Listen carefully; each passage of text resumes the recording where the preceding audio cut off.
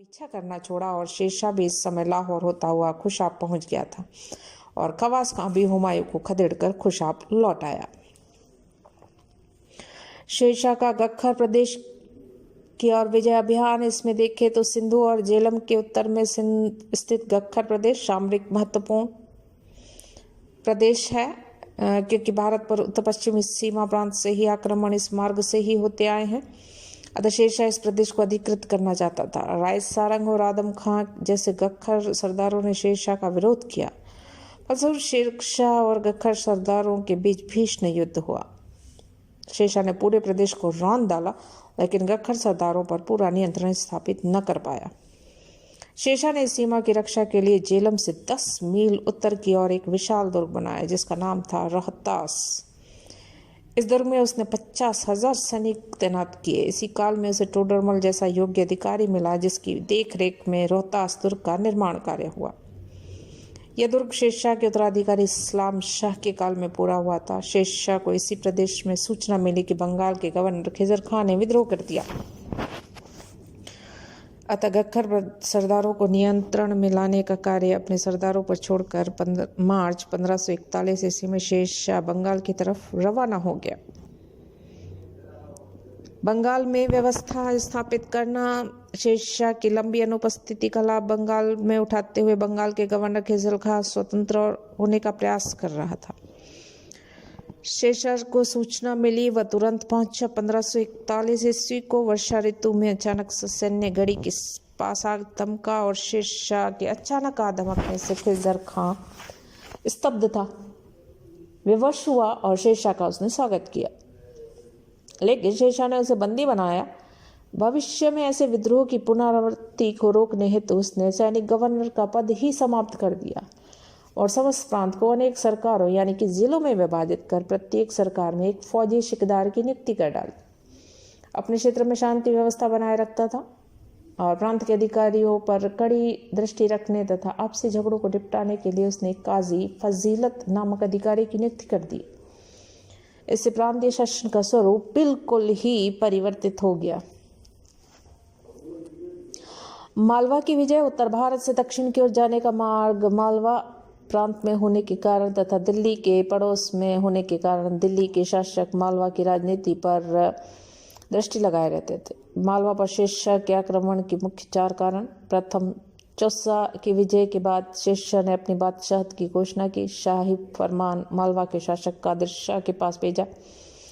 कादिर शाह ने अपने को स्वतंत्र शासक बताते हुए उस शाही फरमान को ठुकरा दिया। दूसरा यह कि जब कालापीक के पास जब शेरशाह का पुत्र कुतुब खां मुगल सेना से लड़ रहा था, कादिर शाह ने उसकी कोई सहायता नहीं की, जिसके फलस्वरूप वह पराजित होकर मारा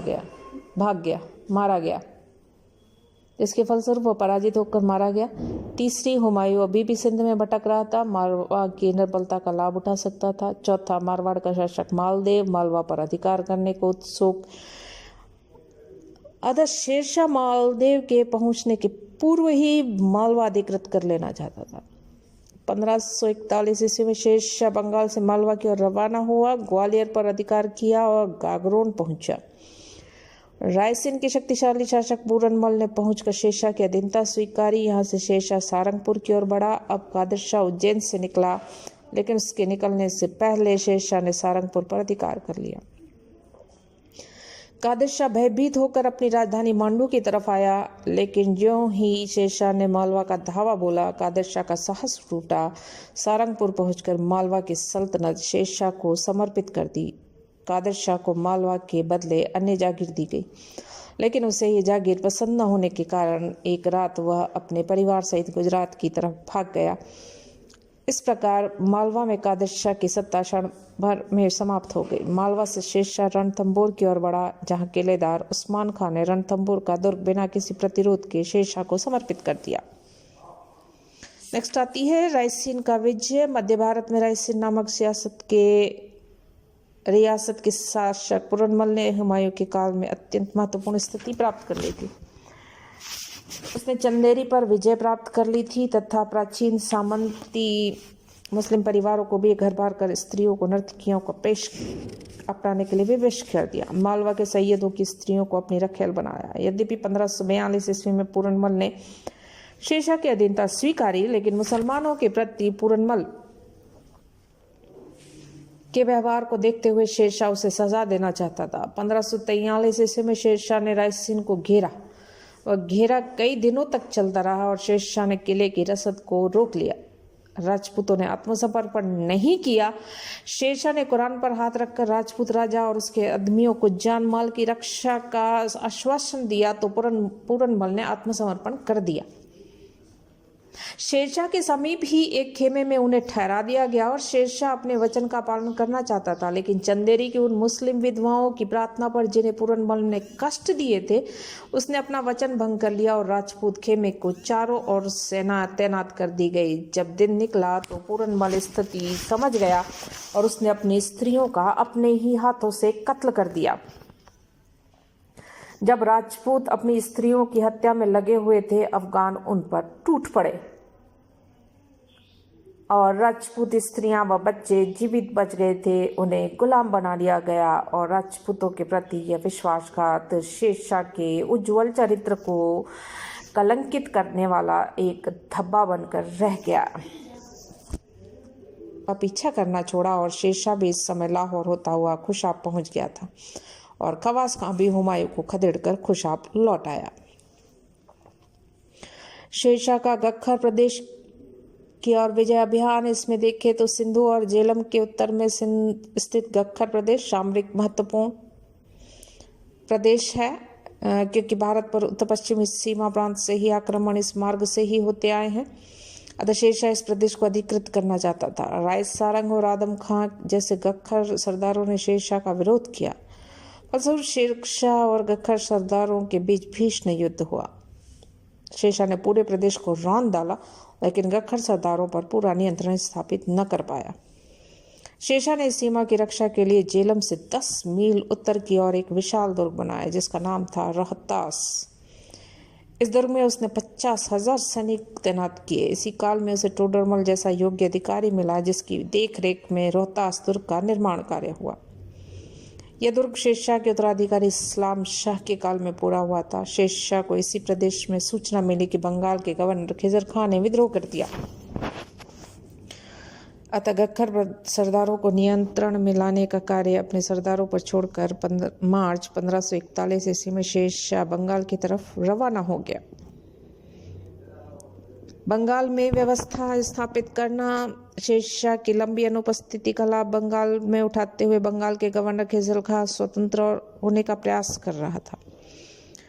शेरशाह को सूचना मिली, वह तुरंत पहुंचा। 1541 ईस्वी को वर्षा ऋतु में अचानक से सैन्य गढ़ी के पास आग धमका और शेरशाह के अचानक आ धमकने से खिजर खां स्तब्ध था। विवश हुआ और शेरशाह का उसने स्वागत किया, लेकिन शेरशाह ने उसे बंदी बनाया।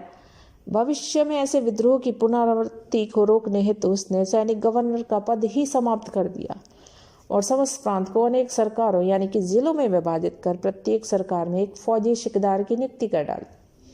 अपने क्षेत्र में शांति व्यवस्था बनाए रखता था और प्रांत के अधिकारियों पर कड़ी दृष्टि रखने तथा आपसी झगड़ों को निपटाने के लिए उसने काजी फजीलत नामक अधिकारी की नियुक्ति कर दी।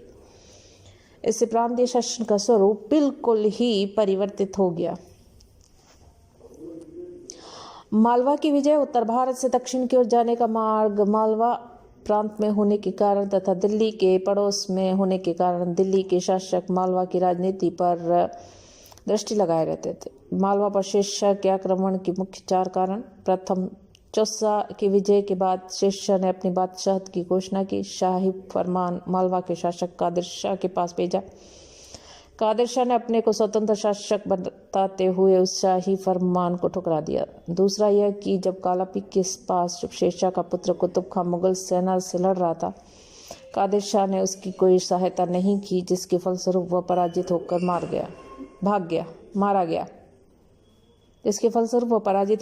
गया। तीसरी, हुमायूं अभी भी सिंध में भटक रहा था, मारवाड़ की निर्बलता का लाभ उठा सकता था। चौथा, मारवाड़ का शासक मालदेव मालवा पर अधिकार करने को उत्सुक।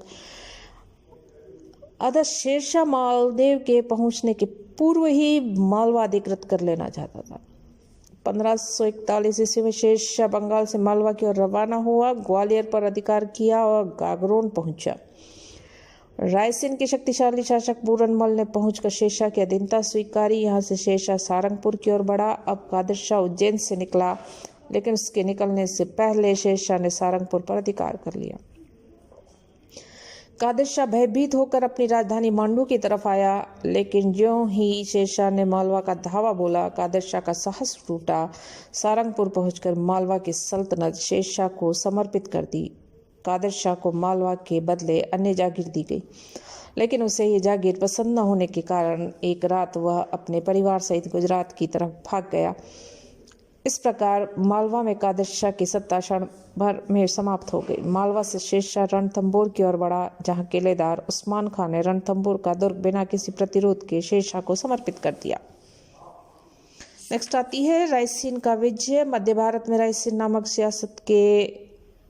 रियासत के शासक पूरनमल ने हुमायूं के काल में अत्यंत महत्वपूर्ण स्थिति प्राप्त कर ली थी। उसने चंदेरी पर विजय प्राप्त कर ली थी तथा प्राचीन सामंती मुस्लिम परिवारों को भी घर बार कर स्त्रियों को नर्तकियों को पेश अपनाने के लिए विवश कर दिया। मालवा के सैयदों की स्त्रियों को अपनी रखेल बनाया। यद्यपि 1542 ईस्वी में पूरनमल ने शेरशाह की अधीनता स्वीकारी, लेकिन मुसलमानों के प्रति पूरनमल के व्यवहार को देखते हुए शेरशाह उसे सजा देना चाहता था। 1543 ईस्वी में शेरशाह ने रायसीन को घेरा। वह घेरा कई दिनों तक चलता रहा और शेरशाह ने किले की रसद को रोक लिया। राजपूतों ने आत्मसमर्पण नहीं किया। शेरशाह ने कुरान पर हाथ रखकर राजपूत राजा और उसके आदमियों को जान माल की रक्षा का आश्वासन दिया तो पूरनमल ने आत्मसमर्पण कर दिया। शेरशाह के समीप ही एक खेमे में उन्हें ठहरा दिया गया और शेरशाह अपने वचन का पालन करना चाहता था, लेकिन चंदेरी की उन मुस्लिम विधवाओं की प्रार्थना पर जिन्हें पूरनमल ने कष्ट दिए थे, उसने अपना वचन भंग कर लिया और राजपूत खेमे को चारों ओर सेना तैनात कर दी गई। जब दिन निकला तो पूरनमल स्थिति समझ गया और उसने अपनी स्त्रियों का अपने ही हाथों से कत्ल कर दिया। जब राजपूत अपनी स्त्रियों की हत्या में लगे हुए थे, अफगान उन पर टूट पड़े और राजपूत स्त्रियां व बच्चे जीवित बच गए थे। उन्हें गुलाम बना लिया गया और राजपूतों के प्रति यह विश्वासघात शेरशाह के उज्जवल चरित्र को कलंकित करने वाला एक धब्बा बनकर रह गया। पीछा करना छोड़ा और शेरशाह भी इस समय लाहौर होता हुआ खुशाब पहुंच गया था और खवास खां भी हुमायूं को खदेड़कर खुशाब लौट आया। शेरशाह का गख्खर प्रदेश की ओर विजय अभियान। इसमें देखें तो सिंधु और झेलम के उत्तर में स्थित गख्खर प्रदेश सामरिक महत्वपूर्ण प्रदेश है, क्योंकि भारत पर उत्तर पश्चिमी सीमा प्रांत से ही आक्रमण इस मार्ग से ही होते आए हैं। अतः शेरशाह इस प्रदेश को अधिकृत करना चाहता था। राय सारंग और आदम खां जैसे गख्खर सरदारों ने शेरशाह का विरोध किया। फलस्वरूप शेरशाह और गख्खर सरदारों के बीच भीषण युद्ध हुआ। शेरशाह ने पूरे प्रदेश को रौंद डाला, लेकिन गख्खर सरदारों पर पूरा नियंत्रण स्थापित न कर पाया। शेरशाह ने इस सीमा की रक्षा के लिए झेलम से 10 मील उत्तर की ओर एक विशाल दुर्ग बनाया, जिसका नाम था रोहतास। इस दुर्ग में उसने 50,000 सैनिक तैनात किए। इसी काल में उसे टोडरमल जैसा योग्य अधिकारी मिला, जिसकी देखरेख में रोहतास दुर्ग का निर्माण कार्य हुआ। यह दुर्ग शेरशाह के उत्तराधिकारी इस्लाम शाह के काल में पूरा हुआ था। शेरशाह को इसी प्रदेश में सूचना मिली कि बंगाल के गवर्नर खिजर खां ने विद्रोह कर दिया। अतः गख्खर सरदारों को नियंत्रण में लाने का कार्य अपने सरदारों पर छोड़कर मार्च 1541 ईस्वी में शेरशाह बंगाल की तरफ रवाना हो गया। बंगाल में व्यवस्था स्थापित करना। शेरशाह की लंबी अनुपस्थिति का लाभ बंगाल में उठाते हुए बंगाल के गवर्नर खिजर खां स्वतंत्र होने का प्रयास कर रहा था। शेरशाह को सूचना मिली, वह तुरंत पहुंचा। 1541 ईस्वी को वर्षा ऋतु में अचानक से सैन्य गढ़ी के पास आग धमका और शेरशाह के अचानक आ धमकने से खिजर खां स्तब्ध था। विवश हुआ और शेरशाह का उसने स्वागत किया, लेकिन शेरशाह ने उसे बंदी बनाया। भविष्य में ऐसे विद्रोह की पुनरावृत्ति को रोकने हेतु उसने सैनिक गवर्नर का पद ही समाप्त कर दिया और समस्त प्रांत को अनेक सरकारों यानी कि जिलों में विभाजित कर प्रत्येक सरकार में एक फौजी शिकदार की नियुक्ति कर डाली। अपने क्षेत्र में शांति व्यवस्था बनाए रखता था। और प्रांत के अधिकारियों पर कड़ी दृष्टि रखने तथा आपसी झगड़ों को निपटाने के लिए उसने काजी फजीलत नामक अधिकारी की